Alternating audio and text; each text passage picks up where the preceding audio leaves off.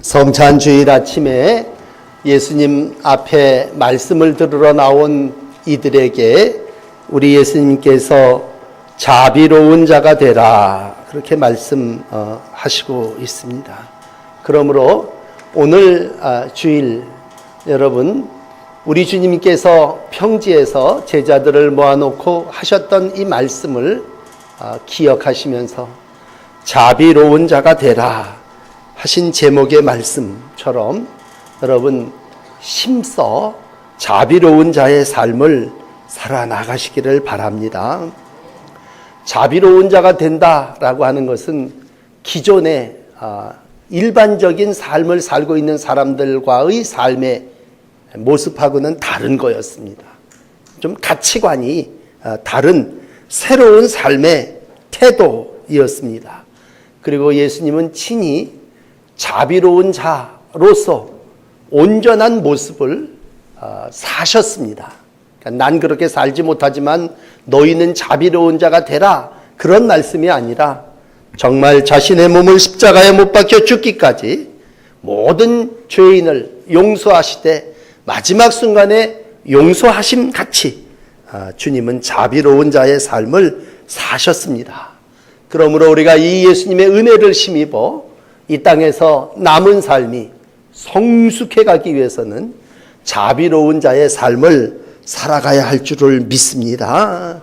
이 누가는 자비로운 자라고 표현을 했지만 마태 같은 경우는 5장 48절에 온전한 자라고 표현을 하고 있습니다. 결국 어떤 사람이 세 번째 말씀을 드리겠습니다만 온전하다라고 하는 말은 그 사람이 너무 자비롭다는 얘기죠. 그러므로 온전과 자비는 오늘 표현이 좀 다를 뿐이지 우리가 저 사람 참 온전해 그 얘기는 저 사람이 자비롭다고 하는 그러한 표현입니다. 먼저 첫 번째로 자비로운 삶을 살기 위해서는 어떻게 해야 됩니까? 이건 남이 아닌 나 스스로에게 요구하는 신앙인데 그 첫째는 뭔가 하면 비판하지 말라라고 하는 말씀입니다. 그러므로 자비로운 자가 되기 위해서 첫 번째 해야 될 일은 비판하지 않는 것입니다. 남이 아닌 자기 스스로에게 야 아무개야 비판하지 마라 라고 하는 자기에게 던지는 물음이고 비판하지 말라 그러니 왜 그렇습니까? 우리가 살면서 누구나 비판받지 않고 싶습니다. 그렇잖아요. 우리 다 비판하는 거 싫어합니다. 나를 향해요. 또 정죄받는 것을 싫어합니다. 또 용서 다 우리가 이 땅을 살아나가면서 용서라고 하는 말을 만나게 됩니다. 그렇다면 내가 누구에게 비판받지 않고 정죄받지 않고 이런 삶을 살려면 어떻게 해야 되느냐? 그러기 위해서는 네가 다른 사람을 비판하지 말라고 하는 말씀입니다. 그러므로 자비를 실천하는 첫 번째는 비판하지 않는 데서 이어집니다. 세상 사람들도 그런 얘기를 하더라고요. 행복하게 살려면 어떻게 해야 됩니까? 그랬더니 세 가지 비 하지 말라는 거예요. 그 3비가 뭐냐 했더니 비교하지 말라 하죠. 비교하는 순간부터 행복이 사라진다는 거죠. 사람도 또 모든 환경도 비교하지 말고 자기가 처한 그런 의미겠죠. 두 번째는 요 비판하지 말라는 비입니다. 세 번째는 비만하지 말라는 거죠. 그러면 그 사람의 삶이 행복하다는 얘기죠. 정말 세상 사람들이 비교하지 말라, 비판하지 말라, 비만하지 말라 그랬을 때 그게 행복한 사람들의 삶의 모습이라면 그 중에서도 가장 귀한 건 예수님께서 우리에게 말씀해 주시는 비판하지 말라고 하는 얘기입니다. 그럼에도 불구하고 우리는 비판합니다. 구분을 짓습니다. 우리가 긍정적으로 얘기하면 비평한다고 생각하면 그건 어떤 학문적인 발전을 얘기할 수 있겠지만 오늘 예수님이 제자들을 모아놓고 비판이라고 하는 말은 뭔가 하면요 좀 부정적인 입장에서 너는 편견을 가지지 말아라, 선입견을 가지지 말아라 그런 말이에요. 그러니까 예수님은 편견과 선입견을 갖지 말라 하죠. 항상 자기가 편견을 가지고 선입견을 가지고 그 잣대를 기준으로 해가지고 옳고 그르다를 내가 결론 내리는 게 비판이란 말이죠. 그러면 그 비판하고 난 다음에 어떻게 합니까? 난 옳고 넌 그르다는 거죠. 난 우월하고 넌 그렇지 못하다는 얘기죠. 그렇게 이어지는 다음은 정죄한. 사람이 비판으로 끝나는 게 아니라 그리고 나서는 반드시 정죄합니다. 그런 다음에 더 발전하는 건 뭐냐면 형벌을 내립니다. 그래서 욕설이죠. 저런 놈 이렇게 욕을 하게 되고 그리고 저런 놈은 사형을 시켜야 돼. 이렇게 스스로가 자기의 기준에 어긋나면 비판하고 끝나는 게 아니라 정죄하고 형벌을 내려서 육체도 마음도 영혼도 상하게 된다는 얘기죠. 그러므로 이 땅을 살아나가며 우리가 해야 할 일은 뭐냐? 비판은 하지 말아야 된다는 얘기입니다. 그럼 어떻게 해야 됩니까? 사랑하고 용서하라. 그게 뭐예요? 자비입니다. 결국 자비라고 하는 건 사랑으로 용서하는 것입니다. 오늘 예수님 당시에 제사장들이 아주 실눈을 뜨고 오늘 이 장면을 보고 바리새인들, 사두개인, 서기관 이런 사람들이 예수님이 뭐 하나 보자. 이 6장 앞에 보면 안식일에 예수님이 과연 저걸 할까? 자기들이 비판하기 위해서 꺼리를 쳤습니다. 그리고 예수님을 정죄했고 예수님을 십자가로 끌고 갔고 편견이 결국은 형벌로 이어져서 예수님이 십자가에 못 박아 죽는 이런 일들. 악순환이 계속되는 비판, 그 다음에 정죄, 그 다음에 형벌. 그래서 결국 이런 게 고리를 물고 계속 이어져. 그러면 그 결과가 어떻게 되느냐라고 할 때 그 사회가, 그 공동체가 불화하게 되고 분열을 일으키게 됩니다. 그러면서 반대파 사람들, 저놈은 죽여야 돼.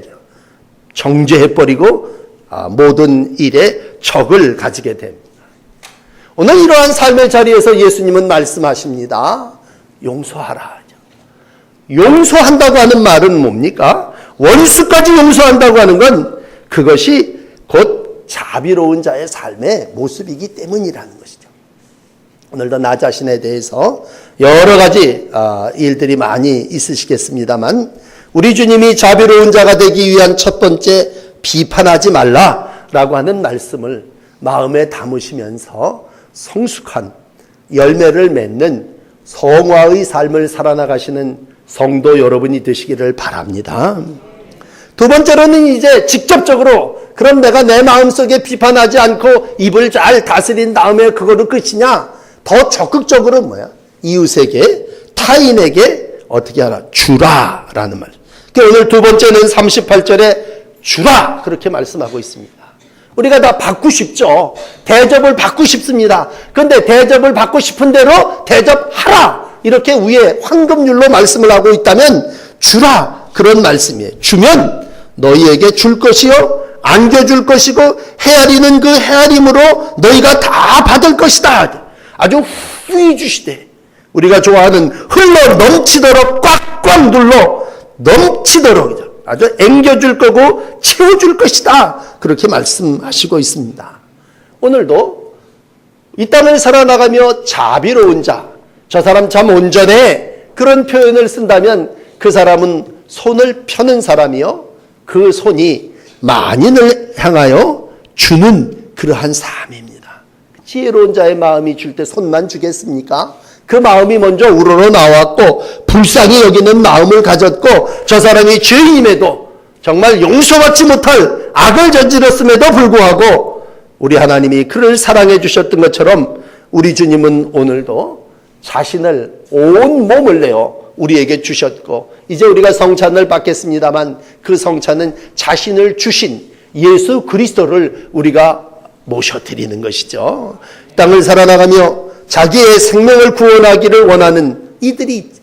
어떻게 해서든지 내가 살고 가져야 되고 성취해야 된다고 하는 그런 마음을 가진 자들이 있을 것이죠. 그런 이들에게 우리 주님 말씀하시죠.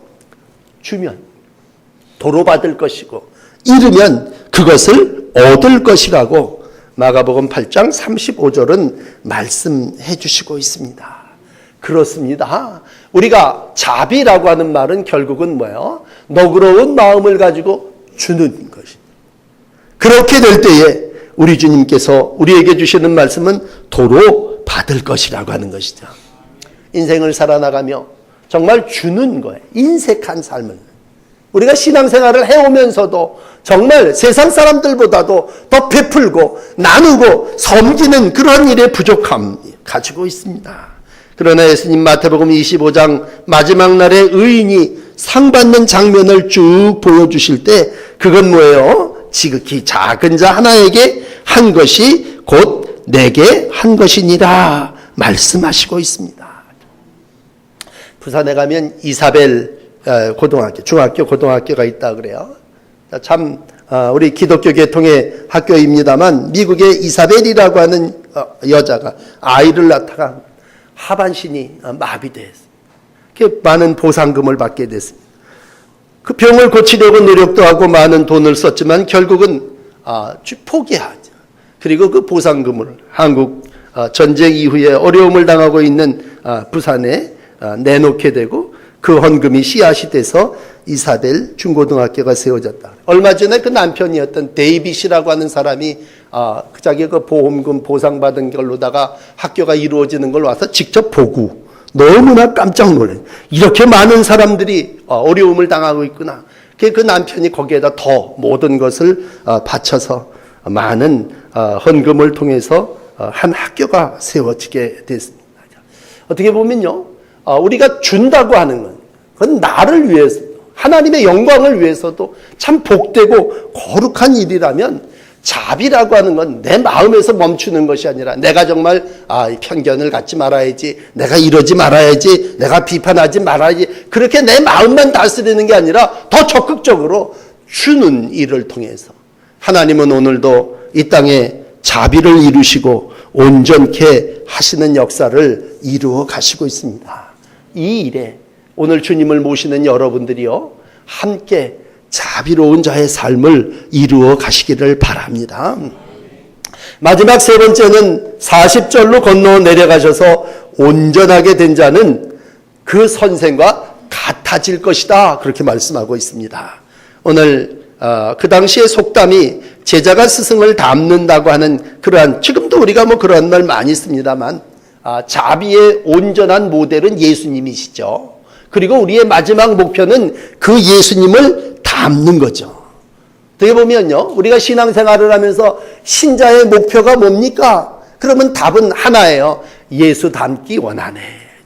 예수님 닮는 거죠. 예수님을 모셨다. 성찬을 통해서 내 안에 예수 그리스도의 피와 살을 간직했다. 그 얘기는 내 안에 예수님이 계시다는 얘기고, 예수님은 어떤 분? 오늘 표현하면 온전한 선생님이라면 네가 예수님을 모신 삶이 자비로운 자의 삶으로 주님과 온전해지는, 같으리라, 주님을 따라 완전에 이르게 될 것이다, 그런 얘기입니다. 그렇다면 온전하다고 하는 건 무슨 말이냐? 오늘 복음서의 세 군데를 예를 들어드린다면, 온전하다고 하는 말은 마가복음 1장 19절에 그물을 깁는 것이라고 표현합니다. 어부가 그물을 다 거두어 무트로 올라와서 하는 일은 뭐야? 해진, 뚫어지고 망가진 그물을 깁는 것, 수선하는 거죠. 온전하다고 하는 건 수선해서 다시 원래의 모습으로 갖춰 놓는다고 하는 것입니다. 두 번째는요, 갈라디아서 6장 1절에 보면 범죄한 자가 있으면 바로 잡는 거예요. 교정하는 것이 온전한 거예요. 범죄한 자를 그냥 내버려두면 계속 탈선하고 죄를 범하게 되니까 교정한다고 하는 건 저 사람을 제자리에 앉혀 정한 자리의 삶을 살아갈 수 있도록 범죄자를 바로 잡아주는 거죠. 오늘 찬양한 대로 믿음이라고 하는 얘기를 할 때 믿음은 뭐예요? 늘 채우는 겁니다. 믿음의 분량, 충만함에 이르기까지 우리가 해야 될 일이 뭐냐? 데살로니가 3장 10절은 믿음이 부족한 것을 보충하여 충만하게 된다는 거예요. 그러므로 여러분, 온전이라고 하는 말은 수선하다, 교정하다, 충만하다, 그런 뜻이 있습니다.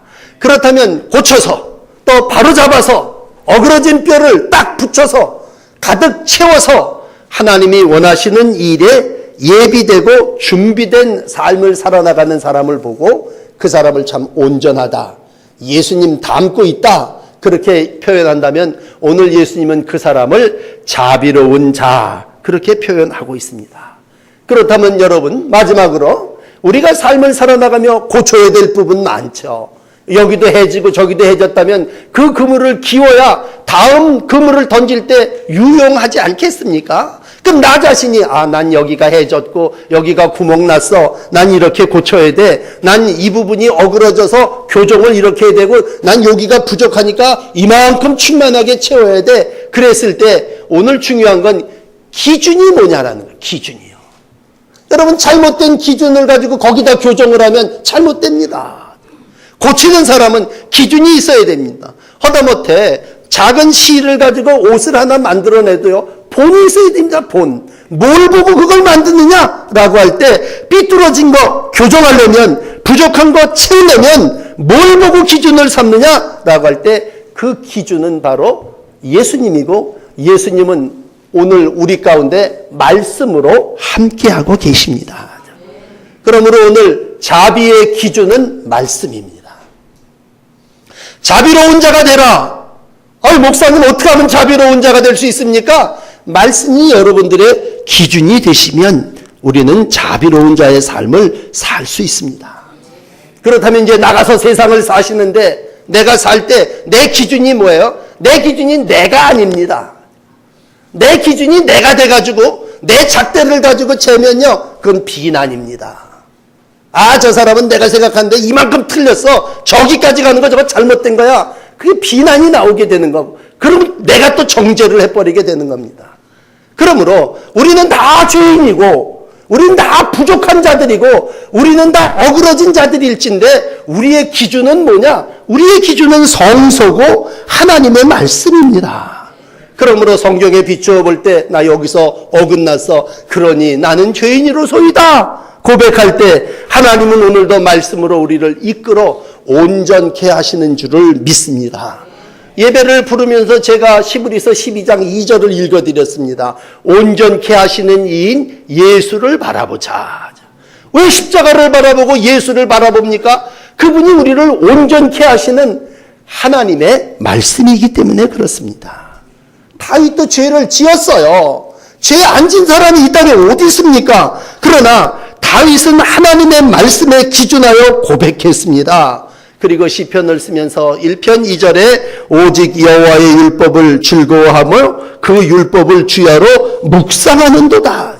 내가 걸어야 되는 내 마음의 생각, 내 발걸음 거기에 뭐예요? 기준이 하나님의 말씀이라는 것이죠. 그러므로 여러분 성찬을 대하시면서 다시 한번 성도의 목표가 여러분 예수 그리스도를 모시고 하나님의 말씀이 여러분들의 삶의 기준이 되시기를 바랍니다. 오늘 마태복음 5장 48절에 이런 말씀을 해요. 그러므로 하늘에 계신 너희 아버지의 온전하심 같이 너희도 온전해라. 하나님의 온전하심 같이 우리도 그만큼 따라가죠. 뭐 완전 절대에 이르는 신이 어디 있겠습니까? 그러나 온전하심 같이 오늘도 자비로운 그분을 따라서 온전에 이르도록 애쓰고 노력하는 것이죠. 디모데후서 3장 15절 이하의 말씀을 읽어드릴게요. 성경은 하나님의 감동으로 된 것으로 교훈과 책망과 바르게 함과 의로 교육하기에 유익하니 하나님의 사람으로 온전하게 하며 모든 선한 일을 행할 능력을 갖추게 하려 함이라. 그러므로 성찬을 대하시며 하나님의 말씀으로 온전하게 하시고 선한 일을 행할 능력을 갖추며 하나님이 원하시는 자비로운 자로 새로운 결실의 계절을 살아나가시는 복된 성도 여러분들이 되시기를 축복합니다. 기도하시겠습니다. 말씀이 육신이 되어 우리 가운데 오신 주님을 찬양합니다.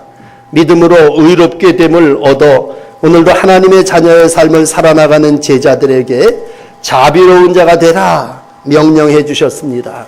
주님, 저도 자비로운 자의 삶을 살고 싶습니다. 오늘 이 땅을 살아나가며 남은 날들이 더 이상 다른 사람을 정죄하고 비판하지 않게 하여 주시옵소서. 베풀며 나누며 주라 하신 주님의 말씀을 따라 섬김의 삶을 살아나가게 하여 주시옵소서.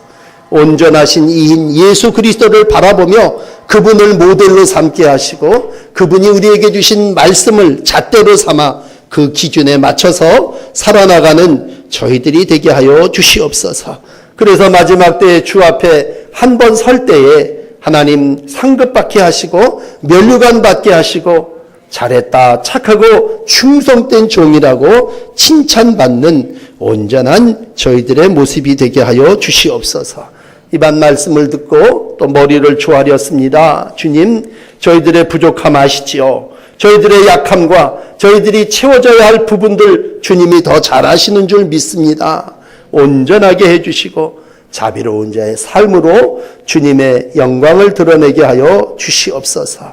예수님처럼 세상을 사랑하셔서 온몸을 주신 그 본을 이제 우리가 감당하겠사오니 주님 성찬을 대하며 다시 한번 그리스도를 모시고 그리스도의 삶을 살아나가는 자비로운 저희들이 되게 하여 주시옵소서. 예수님 이름으로 기도하옵나이다. 아멘. 오늘 세계 성찬 주일에 우리 성만찬 예식을 행하도록 하겠습니다.